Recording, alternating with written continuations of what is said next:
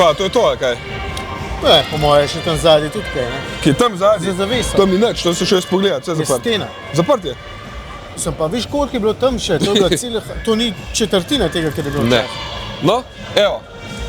Eden največjih avtosalonov vsako pomlad, oziroma verjetno celo največji avtosalon na svetu, je postal tole. Tukaj smo pa vsako pomlad v bistvu šli spoznati avtomobilske novosti, si pasali oči na lepoticah, pa spoznavali, srečevali novinarje iz celega sveta. Ja, in je zdaj postal bleda senca tega, kar je bil To včasih. niti bleda senca ni. Da nova sam jamrala, tam je vse videl neke novosti dol. Tista je pravzaprav zelo zanimiva novost, tudi da ne skrbal pogledati.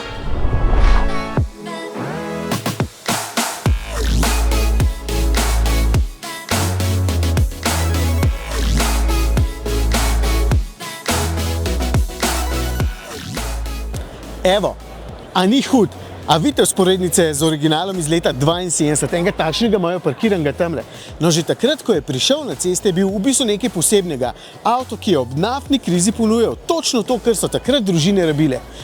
Ne pa tako, kot danes, ker dobiš druge otroke in je treba kupiti najmanj spas. No, Renault 5 E-Tech je tole. Ta nov hoče na novo zapisati zgodovino Francozov, zato so vse skupaj poimenovali kar Renaulution, Renaultova revolucija. Je pa, ne boste verjeli, samo električen. Zdaj nekateri boste žalostni, drugi pa veseli, ker itak veste, da se avtomobilska industrija konkretno spreminja. How long did it take to develop this car? At least 3 years. We have saved 1 year comparing to other developments on Renault. And we continue to progress, but at least 3 years. Okay, and who made the final call so that the shape can be as interesting as it is? First time we start from the concept car, but to build up a vehicle from a concept car to a serial car is very difficult. So we have made some new close team with styling, engineering and process team to make sure that we will be very close to the concept car at least. So that way, every day we have made some progress to make sure that at least we're still in the concept car shape. Why is this car so important for Renault? Why? Why? Because this is our second vehicle of Ampere, the first one of globally Renaulution. And we want to develop more electrical version because we are one of the first OEM who has believed in that technology. So we know that we are in a transition part, so we want to propose something which is very relevant to market. Retrofuturističen slog pravijo temu oblikovanju in v bistvu ima res en kup podobnosti z originalom. Recimo tudi tole režo na pokrovu motorja, s tem, da je ta zdaj bolj sodobna in tole je v bistvu prikazovalnik napolnjenosti baterije. A ja, pa sprednje lučke, ki ti pomežiknejo, ko priješ blizu.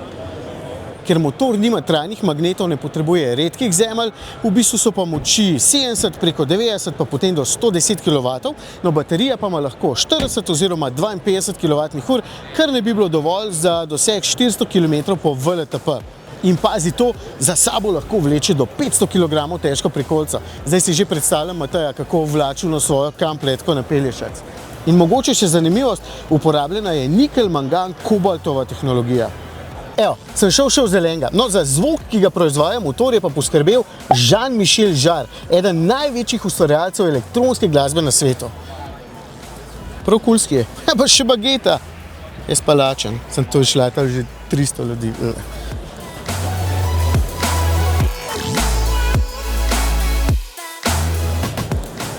Tole je pa avtomobil, ki ga do zdaj še nisem videl v živo, je pa kar nekaj časa že jasno, da bo priletel na ceste. Sem namenoma rekel priletel, ker ima v bistvu enako ime kot pa francosko lovsko letalo. No, pa še spominja me na en drug francoski avtomobil, mogoče zato, ker je isti oblikovalec. Kakorkoli. Tole je 4,7 metra dolg križanec s položno streho, na voljo bosta pa v bistvu dva motorja. 146 kW moči bo imel šibkejši in kar 220 kW močnejši. No, tehnični podatki pa pravijo, doseg je lahko do 1100 km, prtljažnik ima pa 648 litrov prostora. Zdaj grem pa na čist drug konc te ogromne hale. Kjale? 20 metrov preč.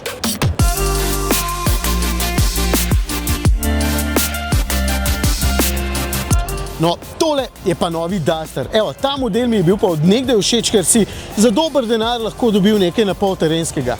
Pravzaprav sem bil vedno pozitivno presenečen, kako dobro leze po terenu.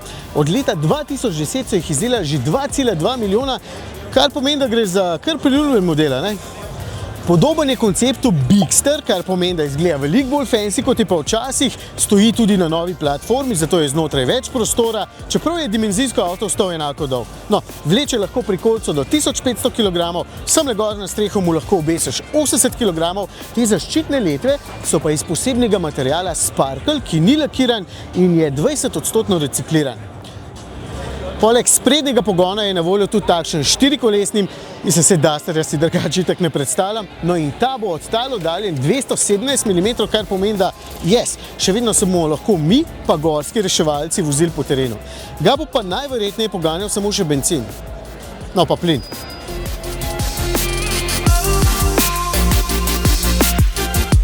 Tega pa samo elektrika. Tole je prenovljeni Spring in so ga kar konkretno prenovili. Se vidite sprednjo masko, pa tukaj zadaj, pa vse te dodatke in zdaj so platišča serijsko že 15-palčna. Ampak bolj pomembno se mi zdi v bistvu to, da so ga tudi noter konkretno prenovili, je veliko bolj prijeten kot pa prej in zdaj ima tudi pri boljših opremah 10-palčni zaslon. Vseeno pa tole ostaja eden najcenejših električnih avtov pri nas. Baterija je enako velika kot je bila prej, 26,8 kWh ima, no motorja sta pa dva. 33 in 48 kW.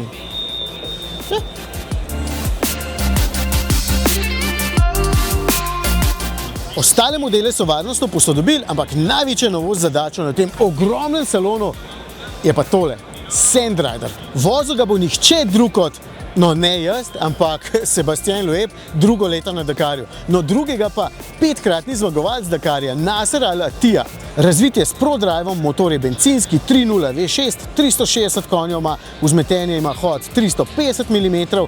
Imena Duster pa niso hoteli uporabiti, da ne bi bili lastniki Dusterjev preveč fovš. Kar raketa.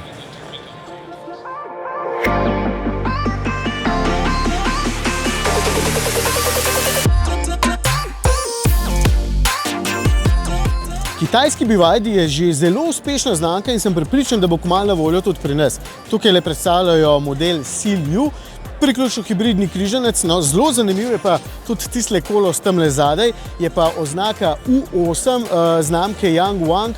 V bistvu je pa najbolj atraktivna stvar, da se kolesa lahko obrnejo in vrtijo v nasprotno smer. Noro, tako.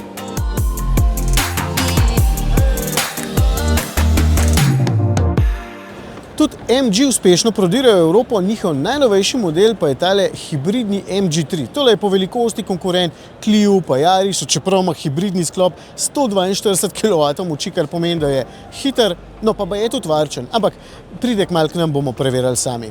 Me pa zanima, če bo pri nas tudi tale Cybersteer, električni roadster, zna biti kar igračka. In pa limuzine IM, kar je kratica za Intelligent Mobility, imena za avte pa imajo. Mojemu avtu je ime inteligentna mobilnost, kaj pa tvojemu? No, tole je model L6, električni in pravijo, da bo imel doseg 600 km s klasično, 800 pa z polprevodniško baterijo. Celo ena ameriška znamka je tukaj, Lucid, in predstavljajo ta ogromen SUV Gravity z baterijo, ki ima 120 kWh. Upam, da je to iz granita, da se nam podarali. Še veliko bolj zabaven se mi zdi pa tale, Silence S04, mikroelektričen avto, ki v bistvu sploh ni toliko zelo pocen, ker v Veliki Britaniji stane skoraj 18 000 evrov, ampak lahko leti 85 na uro. Pa najbolj še kar zabavno biti v prometu takole, kar na razstavi.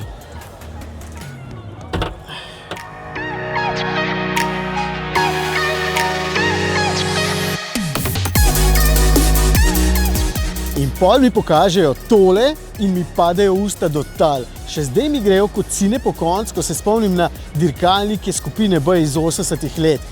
Čist hudo. In zdaj bi enega lahko imel tudi sam, od samo 38, ki jih je izdelala italijanska Chimera. Pazi to, zanimiv. Tale ima 4-kolesni pogon preko 600 konjičkov, tehta pa samo 1100 kg, ker so uporabili ogromno ogljikovih vlaken in titana. pa ročni, 6-stopenjski menjalnik, čeprav razvijajo tudi sekvenčnega. In še nekaj, ker med vožnjo v avtu boš lahko spremenil, kam gre pogon preko elektrohidravličnega diferenciala, kakršnega so imeli dirkalniki na začetku tisočletja. Tako da v bistvu bo šlo lahko vseh 600 konj na zadnji par koles. To je to. Jaz sem prodan.